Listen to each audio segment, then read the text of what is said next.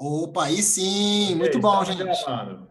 Começamos agora, né, gravando, tá? Então, quero, mais uma vez, que a gente possa orar ao nosso Senhor, agradecer que o nosso tempo, né, que essa atividade que a gente está fazendo só é possível, né, graças à sua vontade de estar aqui, né, meu irmão? Porque a gente pode ter tecnologia, a gente pode ter tudo. Se você não tivesse disposto a estar aqui conosco, nada disso estaria acontecendo, né? E eu que sou grato ao Senhor pela sua vida, tá bom?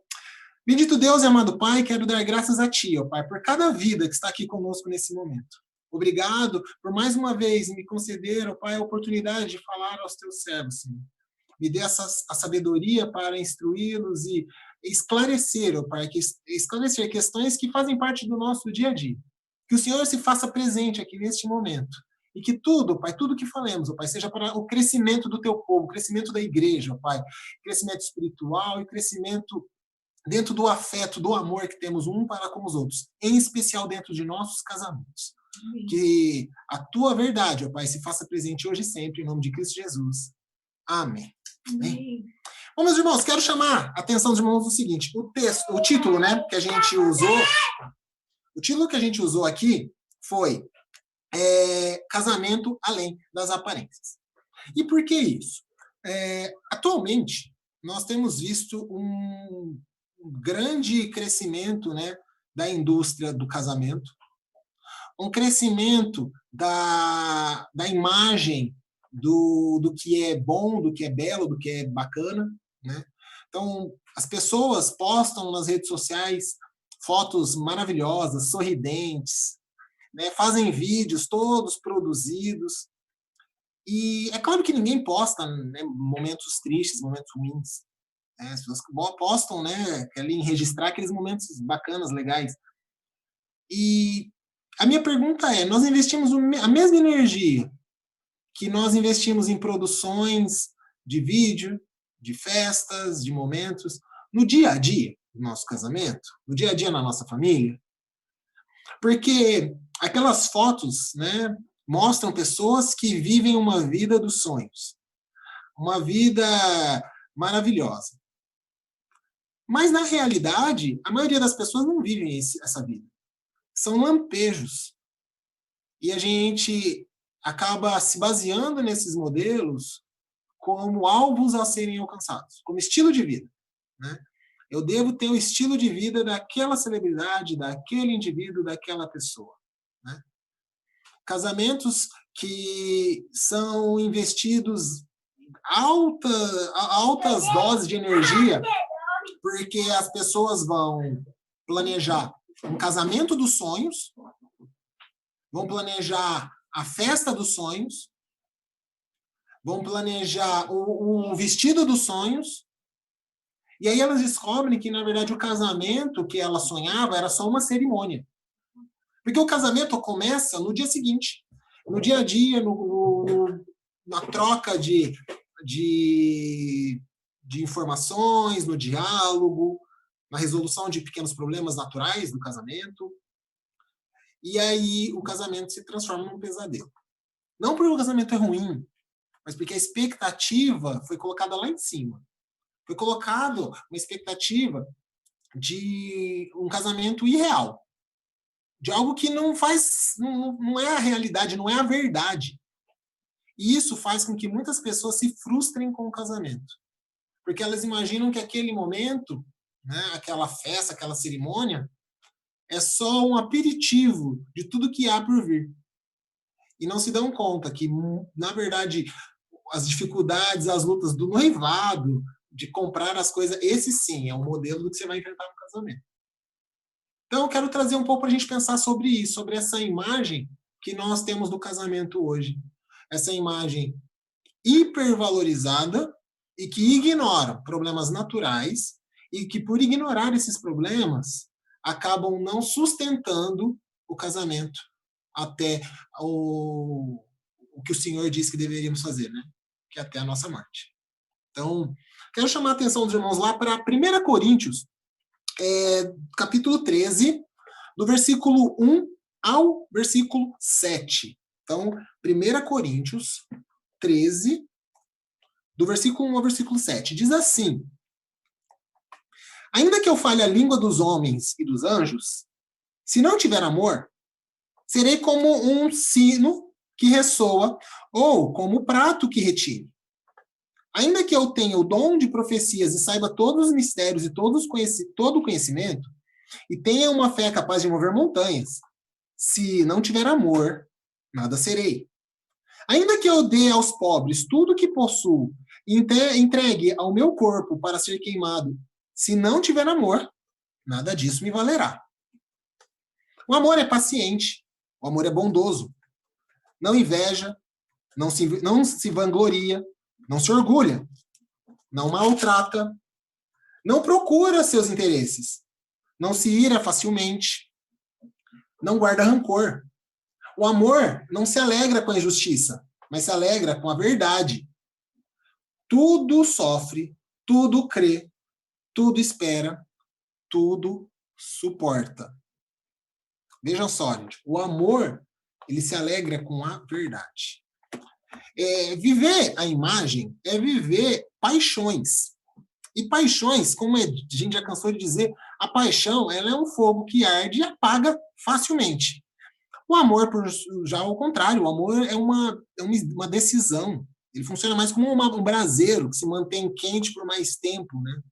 Uma temperatura equilibrada, mas contínua. Então, a decisão de amar alguém envolve aceitar algumas diferenças, aceitar alguns defeitos, digamos assim. Isso não tem nada a ver com a ideia da imagem que a gente vive hoje. Não tem nada a ver com a elevada expectativa que nós temos hoje. Porque quanto mais alta essa expectativa é essa gerada pela fantasia, tá? Quanto mais alta essa expectativa, maior é a frustração quando nós somos confrontados com a realidade, com a verdade do relacionamento. Tá? Quero chamar a atenção dos irmãos um fenômeno que acontece nos dias de hoje. Algumas décadas a gente já presencia isso, e que isso faz parte agora da sociedade como um todo, que é algo chamado disneyização. É isso que eu falei, disneyização. Tem a ver com o Walt Disney mesmo, com o Mickey. Tá? O que seria esse fenômeno da disneyização? Né? A sociologia, né, chama esse fenômeno, atribui, né, a esse fenômeno a ideia do espetáculo, daquela coisa incrível. Os parques da Disney, ele estabeleceu um padrão de qualidade elevadíssimo. Né? As pessoas vão até os parques da Disney para se divertir. E eles têm ali um terreno, têm ali toda uma estrutura para mantê-los num nível de diversão, de descontração elevadíssimo, altíssimo. É de uma atividade para outra, não tem tédio ali. Toda hora tem uma atração, toda hora tem um evento. E aí, no final do dia, quando você está cansado, que você já está esgotado, tem o grande desfile, que é o momento alto do passeio. É um momento incrível. A pessoa já está esgotada, ela já está cansada. E ela ainda assim, ela tem mais um momento incrível. Então, a Disney, né, com seus parques, com as suas produções, estabeleceu um nível de padrão de qualidade elevadíssimo. O nível de qualidade no atendimento, né, nos parques da Disney, quando você pergunta a um funcionário onde é algum lugar, esse funcionário ele te acompanha até esse lugar. Quando você tem uma dúvida, uma dificuldade, tem sempre mapas, instruções próximos a você, a poucos passos, para te instruir. Então, isso faz com que as pessoas tenham suas necessidades atendidas de forma muito rápida. Então, o nível de atendimento é elevadíssimo. A experiência de estar ali na Disney é algo que faz com que crianças e adultos desejem conhecer os parques. A diversão, né, essa ideia de você ter um entretenimento do começo do dia até o final do dia, faz você julgar que o investimento, que é alto, vale a pena. Então, esse padrão que a Disney cria começou a ser absorvido por diversas empresas no nosso meio, no nosso mundo. Isso começou a ser levado para o marketing, levado para os bens de consumo. E quando os Estados Unidos, né, a América, ela é tomada por esse estilo de vida, por esse jeito de fazer, né, a la Disney, o mundo todo acaba sendo afetado, porque o mundo todo é afetado pela cultura americana. E isso chega até nós, aqui no Brasil. A cultura do uau. Aqui no Brasil, esse fenômeno é chamado de fenômeno uau, muito usado no marketing. Tudo que você vai fazer tem que ser uau. Se você vai no mercado, o atendimento tem que ser uau. Não basta ser bom mais. Bom é pouco. Tem que ser uau. Se você vai em uma pizzaria, aquela pizza tem que ser incrível. Você tem que comer aquela pizza e falar um uau. Né? O garçom, ao te atender, não basta ele fazer um atendimento bom, ele tem que fazer um atendimento uau. E aí, não demora muito para a gente trazer esse padrão para dentro dos nossos relacionamentos. Não basta ter um marido que me ajuda, um marido que me apoia. Eu tenho que ter um marido uau. Não basta ter uma esposa que me apoia, uma esposa que me ajuda. Eu tenho que ter uma esposa uau.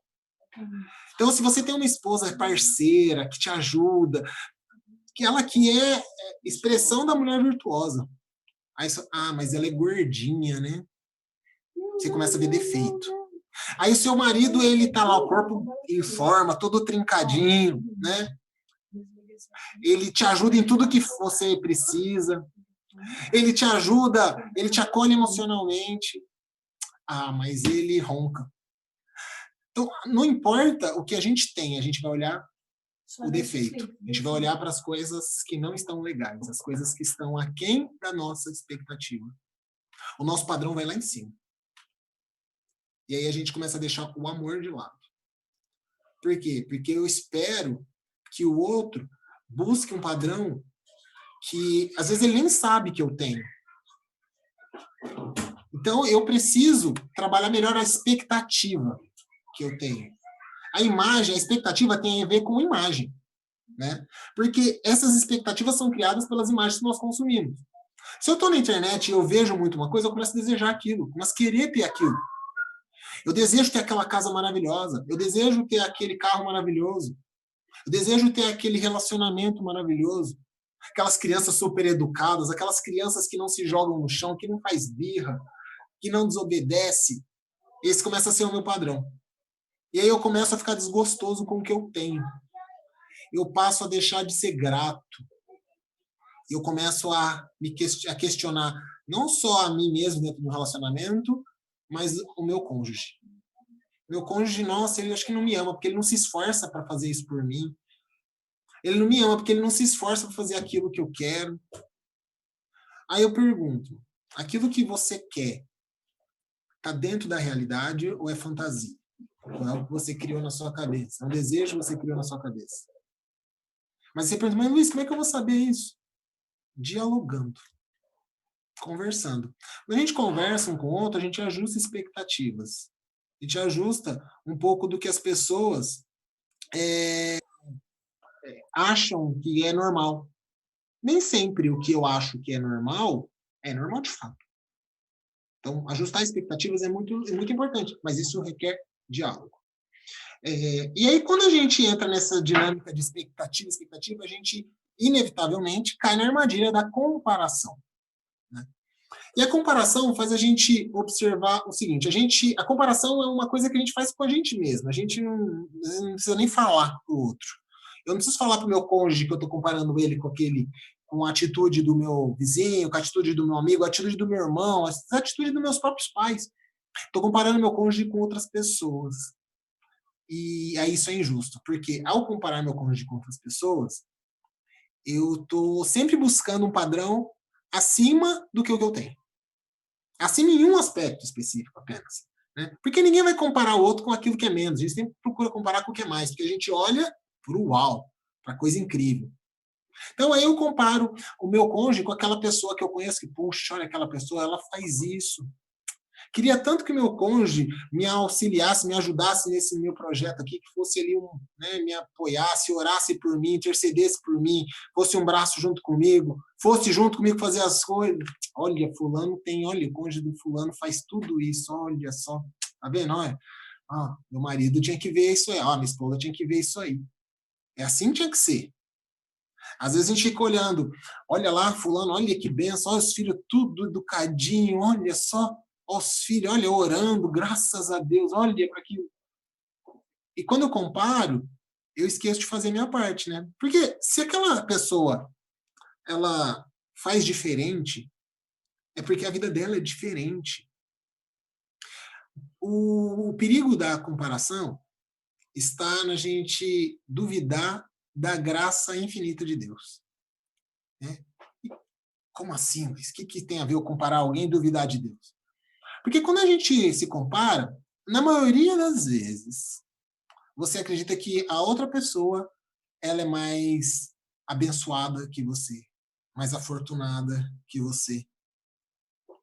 E raramente a gente pede a Deus para nos conceder essa bênção. Porque quando a gente compara, a gente se coloca em inferioridade.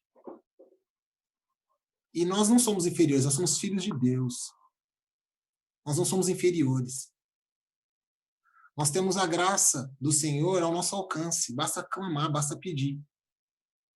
Então, se um determinado irmão, determinada irmã, ela tem uma bênção que você desejaria na sua vida, clame ao Senhor e peça, porque a bênção do Senhor é infinita. Você pode receber essa bênção também.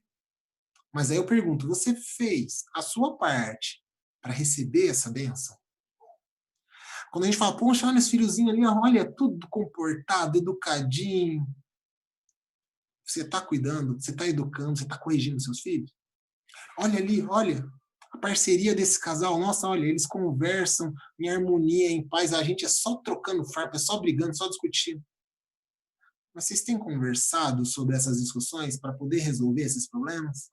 Vocês têm colocado os seus problemas diante do Senhor para poder avançar, para poder crescer em maturidade?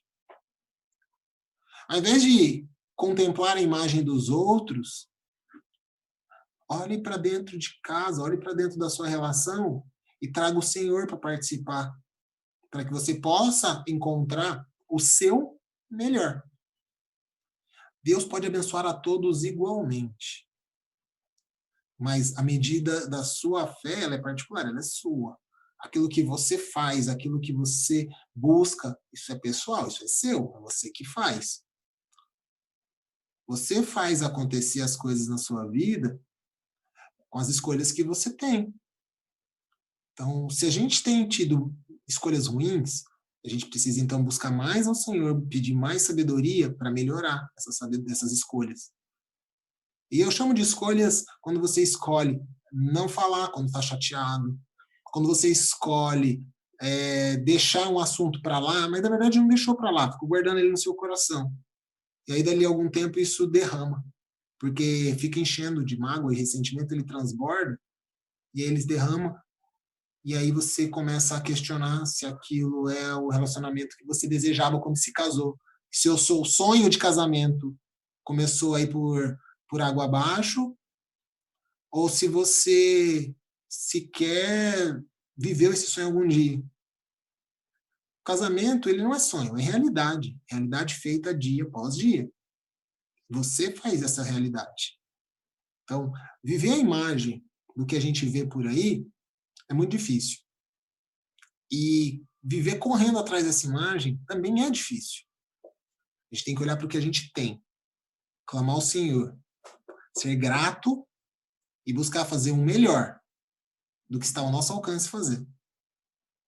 Então, o sonho de fazer 1001 coisas, ele pode acontecer, mas a gente não pode tirar o pé do chão. O sonho nos move, é claro, mas a gente não deve criar expectativas, criar um padrão em cima do sonho. Tá? Lembra que eu disse, alguns casamentos são casamentos incríveis, maravilhosos, né? São cerimônias, eu quero dizer, falo do casamento, estou falando de cerimônia aqui.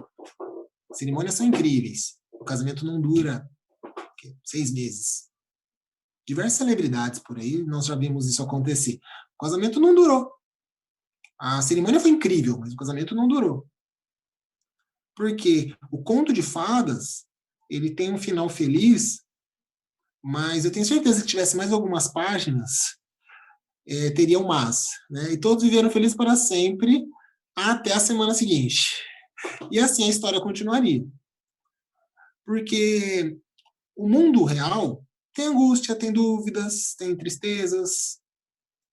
E amor, como diz aqui, é viver essas coisas, um apoiando o outro, né? Vivendo o apoio, suportando as dificuldades, suportando as lutas. A gente está vivendo um momento agora da pandemia onde, dentro de casa, a gente acentua problemas que já existiam. Né? Tem gente que questiona se estamos tendo crises por causa da pandemia, e posso dizer assim, os casos que eu atendo, né, no consultório de casais, eu percebo que a pandemia não está criando nada novo, ela está evidenciando problemas que já existiam. Porque antes a família tinha seus conflitos, né, o casal tinha seus conflitos, cada um ia para um canto. O marido vai trabalhar, a esposa vai trabalhar. No final do dia, cada um tinha outras atividades, se via um pouco, suportavam aquela situação, não a resolviam, e iam vivendo. E, de repente, eles são surpreendidos com a realidade de viver junto, de coabitar 24 horas sob o mesmo teto, e aqueles problemas que já existiam, eles começam a se acentuar. E aí o vulcão entra em erupção. E aí todo mundo se queima, todo mundo se machuca. Então, vamos viver um relacionamento verdadeiro, um relacionamento de realidade, pautado por aquilo que o Senhor deseja que nós sejamos. Né? Lá em Efésios, o Senhor dá instruções ao marido, instruções à mulher. E quando fala ali, né, do papel do homem e da mulher em Efésios, está falando da mulher seja obediente ao marido, o marido obedeça, ame sua esposa, né, como Cristo amou a igreja, não é porque uma coisa está escrita antes da outra que funciona assim, funciona ao mesmo tempo. Né? A esposa deve obedecer ao marido e o homem deve amar a esposa da forma que Cristo amou a igreja. Eu diria que a missão do homem é muito mais difícil do que a da mulher. As mulheres vão dizer que é porque eu sou homem que eu digo isso. Mas eu digo porque o nosso padrão é Jesus. E é um padrão difícil de ser alcançado. Né? E por que eu estou falando disso aqui? Eu falo mais para os homens nesse ponto. Porque às vezes eu vejo homens cobrando as mulheres que elas têm que ser obedientes. Meu querido, a mulher deve obediência a você, mas ela deve satisfação a Deus quanto a isso. Não é você que tem que cobrar. Você tem que se preocupar com a sua parte, que é amá-la da mesma forma que Jesus amou a igreja. É com isso que você tem que se preocupar. Porque se um ou outro não cumpre a sua parte, é com Deus que nós vamos prestar conta. E aí, quando a gente fala de imagem, a gente tem que entender que não adianta a gente chegar na igreja com uma imagem de família feliz, um Instagram com fotos felizes, Facebook com fotos felizes, se dentro de casa a gente vive um inferno. Se dentro de casa você vive a crise e você não resolve essa crise, e você fica vivendo com a imagem de família feliz, na igreja, com os amigos, com a família, você está enterrando o seu casamento. É necessário ter diálogo, conversa, que os problemas sejam colocados à tona. Porque só há uma forma de resolver problemas, que é falando, conversando sobre eles. E lá em Provérbios, no capítulo 5 de Provérbios, ele é um capítulo que dá instruções sobre o adultério, tá? Então não se aplica exatamente o que a gente está falando, mas eu quero pegar um versículo. Porque quem fala de várias coisas sobre o homem que se envolve com a mulher, né, com a mulher imoral, do relacionamento adúltero, da infidelidade. E aí lá no final chama a atenção o seguinte, o que quer dizer tudo isso? Não adianta você fazer isso escondido. Ah, mas se minha esposa não souber, não é adultério porque ela não está sabendo. Não é adultério do mesmo jeito. Mas não é disso que a gente vai falar. Eu quero chamar a atenção que diz assim, o Senhor vê os caminhos do homem e examina todos os seus passos. Tá? Lá em Provérbios 5, versículo 21. O Senhor vê os caminhos do homem e examina todos os seus passos. Então, se você está vivendo um relacionamento de imagem, para Deus, a Deus você não está enganando. Se você está vivendo um relacionamento de foto numa rede social, de postagem no Instagram, postagem no Facebook, stories alegres e felizes, o Senhor, ele não se engana com isso. Ele conhece seu coração, conhece o que está acontecendo no seio do seu lar. E ele espera que você tome uma atitude para resolver isso. Você tome uma atitude para melhorar essa relação. Para que você consiga viver um casamento de verdade, de realidade, e não de imagem. Tá? que a gente possa ajustar o nosso padrão. O nosso padrão é a realidade. Você não tem que ter um padrão de celebridade, um padrão de rede social, viver aquela vida de contos de fadas. Viver uma vida de verdade. É tudo isso que Deus espera de nós. Que sejamos amorosos, afetuosos, que suportemos as angústias, suportemos as dificuldades em amor. Que sejamos assim. E que a instituição família esteja fortalecida através de nós. Porque o mundo todo copia instruções, copia o padrão da igreja. O mundo, ele renega, critica, né? Às vezes até faz chacota com a igreja, mas o mundo copia o padrão da igreja. Muitas pessoas ainda querem casar. Quando disserem para você, a instituição casamento está falida. Não, não está falida. Muitas pessoas estão casando ainda. Mas muitas pessoas ainda estão se separando, mas só se separa aqui em casa. Se as pessoas estão casando, as pessoas ainda acreditam no casamento. Talvez o motivo, como a gente falou aqui, elas ainda estejam alimentando a fantasia de um relacionamento dos sonhos, mas elas acreditam no casamento.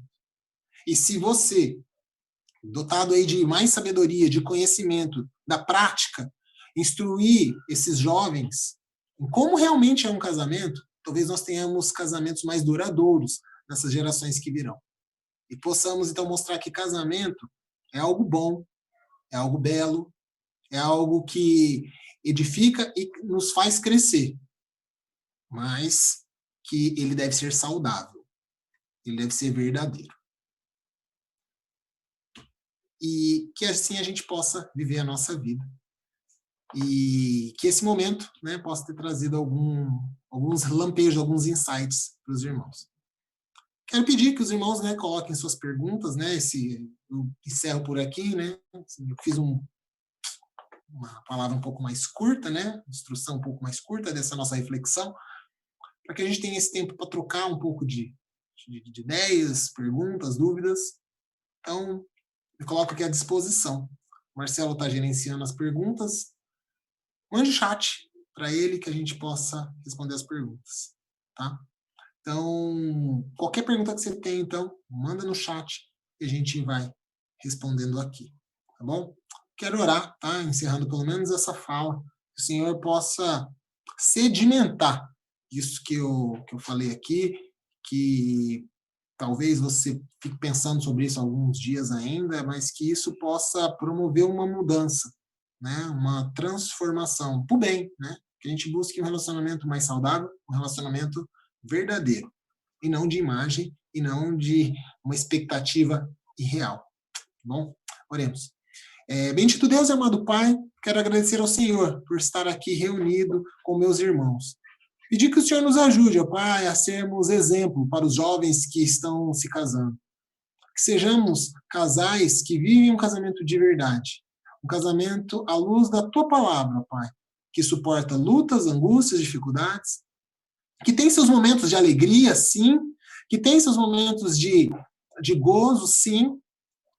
E que esses não são a raiz, ó Pai, do casamento, mas sim a união, ó Pai, que o Senhor é a raiz do casamento, o Senhor se faz presente no casamento, o Senhor é que opera essa união, e que assim, ó Pai, possamos crescer, e que crescendo juntos, como um casal, ó Pai, possamos ser exemplo para aqueles que estão à nossa volta. Em nome de Cristo Jesus que eu oro. Amém. Amém. Bom, irmãos, fica à vontade. Acrescentar, se alguém tiver alguma pergunta, Pastor Marcelo, quer fazer uma pergunta? Comentário? Diga aí. Eu perguntei para a Cileia aqui, ela não disse que não tem pergunta, não. Não? Quero dizer uma coisa, o pastor Marcelo ele tem uma fala para os casais, né? Eu fui aconselhado pelo pastor antes de casar, que diz assim, o casamento é uma união perfeita de pessoas imperfeitas, porque ela é operada por Deus, né? Então, quando a gente começa a achar que essa união ela é de pessoas perfeitas, né? Que eu sou perfeito, que minha esposa é perfeita, a decepção é certa, porque um dia morando junto, você já descobre que o outro não é nada perfeito. E aí a decepção vem. né? Então, que a gente ajuste nessa expectativa. É bem assim, né, pastor? É verdade. Mas só um dia só basta, irmão? Um dia, pastor, um dia é suficiente. Você vê que o outro não é perfeito, né? Que a perfeição... peraí que eu sumi aqui. A perfeição é um alvo muito elevado, né? Se deixar a pia molhada, já era, pastor. É verdade. Isso aí. Toalha em cima da cama, pastor, na noite de núpcias já acontece, né? Sapato na sala também, Luiz. Nossa! Sapateira, né? Sapato na sala, né? Chinelo largado. Então, sei lá. Ninguém tem nenhuma pergunta? Ninguém quer falar nada? Não sei se é assim. Quem quiser perguntar, pessoal, Marcelo, você já liberou o microfone pessoal já, né? Pessoal, só clicar aí no seu quadradinho, né? E aí você habilita o seu microfone que fica ali do lado esquerdo da tela. E aí você pode fazer a pergunta. Se você não fez por chat, né? Porque se você tivesse feito pergunta por chat, o Marcelo centralizaria ali as perguntas e ele faria aqui para mim. Agora, a gente já está nesse final, né? Então, se você tiver alguma pergunta, pode fazer aí para a gente. Eu liberei já todos. Virou todo mundo? Sandra, está com som agora, Sandra? Está me ouvindo, Sandra?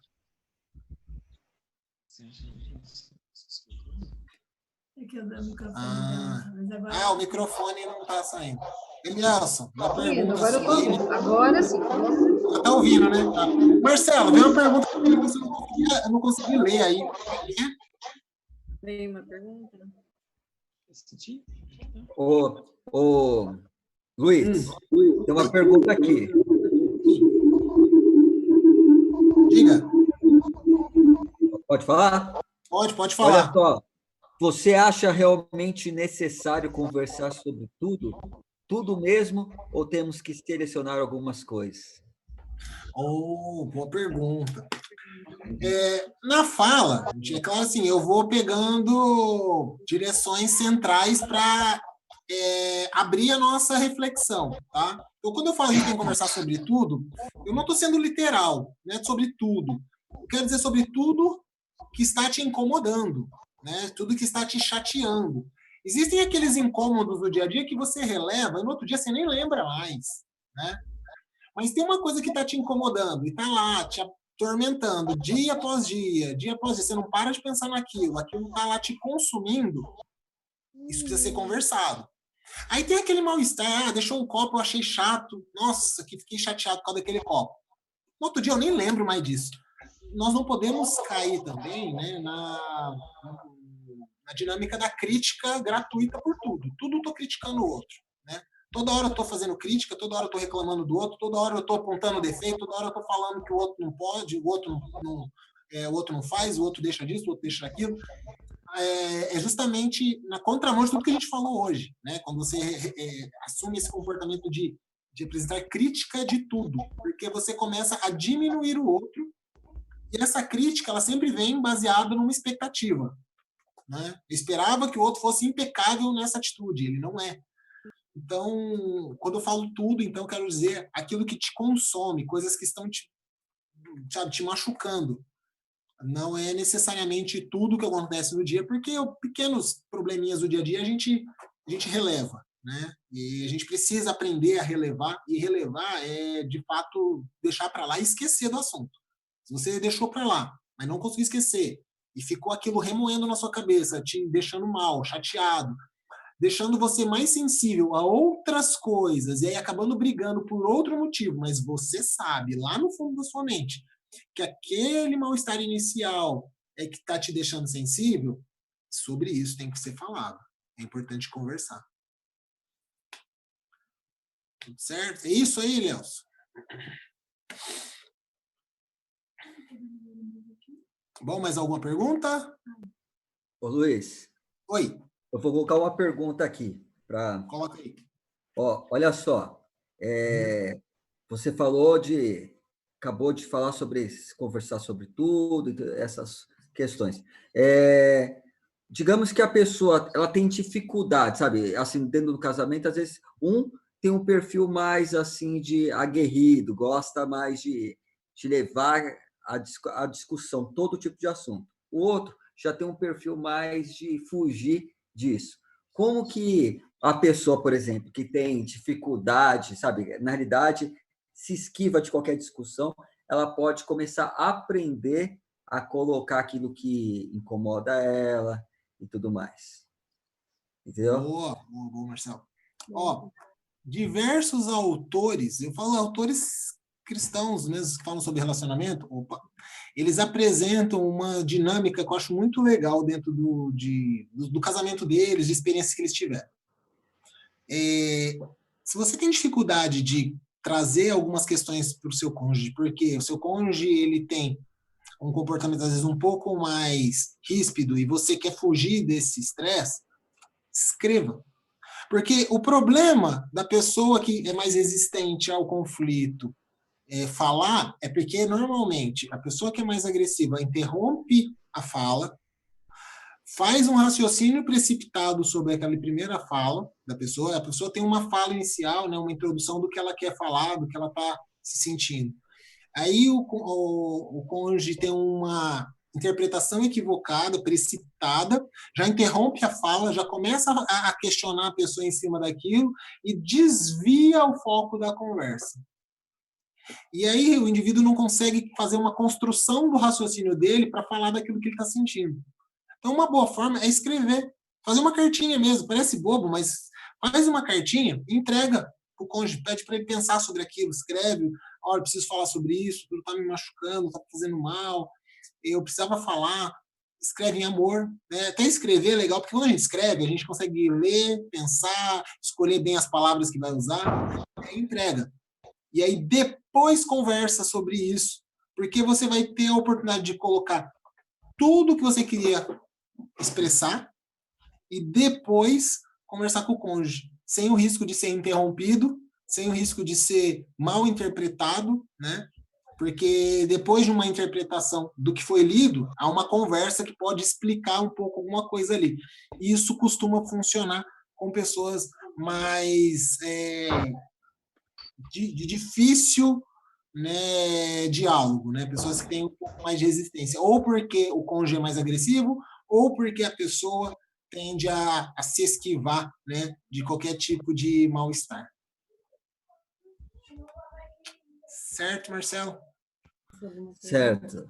Alguém que mais tem essa eu quero pergunta? deixar claro que isso, na verdade, isso é uma instrução de início, né? Até digo que esse não é o ideal, não é o mundo ideal. Mas se a relação está nesse pé, onde um não consegue se expressar com o outro, então precisa ter um início para então começar uma maturidade desse aspecto. É como se fosse colocar a rodinha aí na bicicleta. Então essa troca de carta é como se fosse uma rodinha na bicicleta, mas o ideal é que eles tivessem essa abertura para conversar e colocar esses problemas de forma um pouco mais transparente, né? Ô, Luiz, Sim. mais uma questão aqui, que é o seguinte, o casal tem filhos, e agora nessa situação de quarentena, todo mundo dentro de casa, e aí, como você mesmo falou, né, que o casal tinha problema, saía para fora e tudo mais, agora tem que conviver, e às vezes aquele problema que já existia, agora vem à tona, né? Eu falei assim, antes a pessoa tinha como se esquivar e agora está mais complicado. Como o casal, por exemplo, está tendo problema, relacionamento dentro de casa, e eles têm filho, como eles podem trabalhar isso para conversar sem afetar a criança lá, o filho está lá dentro? Bom. Pode sair dentro do apartamento, dentro de casa, e aí a criança está lá dentro, e aí como trabalhar essa questão? Tendo criança dentro de casa. Bom. Aí eu vou falar de crianças ali a partir de 4 anos para frente, que já entende muito bem, né? Então, estamos falando dessas crianças que entendem, não adianta a gente falar por código que não funciona mais, elas entendem tudo, né? Bom, nesse caso, você não tem com quem falar, né? Você está numa situação muito delicada. Por quê? Porque o casal ele conduziu a situação até aqui. É algo inesperado, Então, seria interessante que resolvessem questões práticas primeiro. Por quê? É como nós estivéssemos com um barril de pólvora. Se eu tenho um barril de pólvora prestes a explodir, eu não posso deixar traques estourando perto dele, porque esses traquezinhos vão fazer o barril explodir. Eu não consigo mexer no barril agora, mas eu posso resolver os traques. Então, essas coisinhas pequenas, eu tenho que eliminar. Tá? Existem coisas... se a questão do relacionamento já está num estresse mais acentuado, eu preciso eliminar pequenas coisas. Eu preciso assumir a responsabilidade de fazer isso acontecer dentro do meu casamento. Parar de cobrar o outro e assumir a responsabilidade. Se os dois fizerem isso, é o mundo ideal, mas às vezes não acontece. E eu fico esperando que o outro faça e eu não faço. Então, eu assumi a responsabilidade de promover a paz dentro do meu relacionamento. Então, o que eu vou fazer? Minha esposa está reclamando que eu largo meu chinelo jogado, eu vou prestar atenção e não vou largar o chinelo. Porque ela fala do meu chinelo, eu fico irritado, então eu não vou largar meu chinelo. Aí a Kelly me olha aqui porque eu largo meu chinelo jogado, mas ele não me irrita, entendeu? Mas falando sério. Então, assim, eu largo o chinelo jogado, aí a minha esposa fica irritada, fala comigo, eu fico irritado porque ela chamou a atenção. Mas eu deixei o chinelo jogado. Eu poderia não ter deixado. A minha esposa fala toda vez da toalha na cama. Por que eu vou deixar a toalha? Eu como alguma coisa, eu largo na pia. Por que eu já não vou lá e lavo? Já não antecipo as coisas. Entende? Pequenas coisas. Nesse momento de quarentena, eu preciso olhar para as pequenas coisas. Preciso dar mais valor para as pequenas coisas. Porque se eu tenho um barril, eu não posso ficar deixando os traques estourando perto dele. Eu tenho que eliminar esses traquezinhos. Já que eu não posso mexer com o barril agora, eu vou eliminar os traques. Eu vou eliminar os pequenos problemas, coisas pequenas que estão ao meu alcance. E aí, reforço. Eu tenho que assumir a responsabilidade de fazer acontecer. Não posso ficar esperando que o outro faça. Eu não vou fazer porque o outro também não faz. Isso é pensamento infantil. Nós estamos falando de adultos, de pessoas maduras. Então, eu tenho que assumir a responsabilidade de fazer aquilo que está no meu alcance, o que é minha competência fazer. Eu tenho que fazer acontecer. E não tem outro jeito. Nesse momento, não tem outro jeito. É agir com maturidade e assumir a responsabilidade.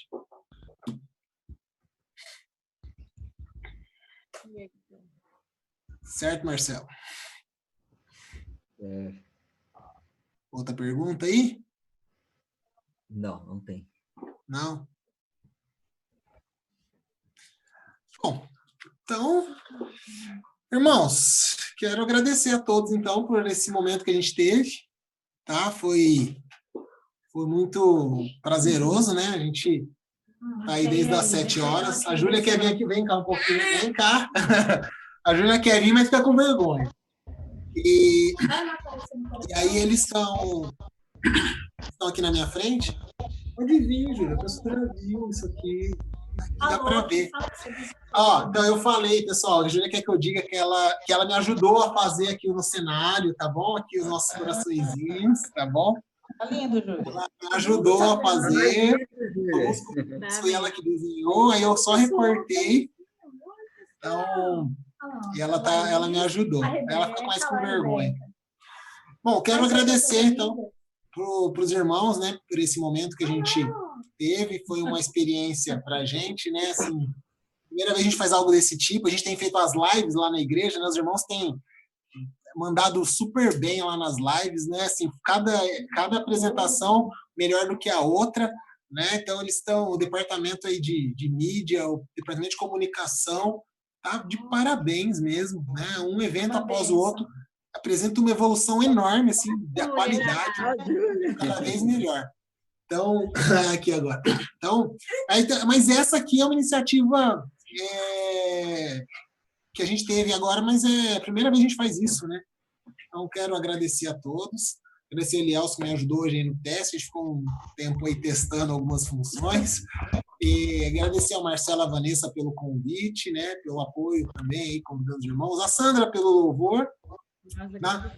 Todos vocês pelo apoio de estar juntos aqui conosco, né? E que quero pedir aos irmãos, reforçar o pedido, que os irmãos continuem orando pelo Ministério de Casais, porque esse período tem sido duro, tá? Eu tenho recebido várias queixas, pessoas que estão de relacionamento, o pastor tem recebido várias pessoas falando sobre isso também. que nós possamos colocar os casais em nossas orações nesse momento. Tá bom? Irmãos, agradeço a todos. Eu quero dizer para os irmãos o seguinte, aquele grupo que eu criei é porque alguns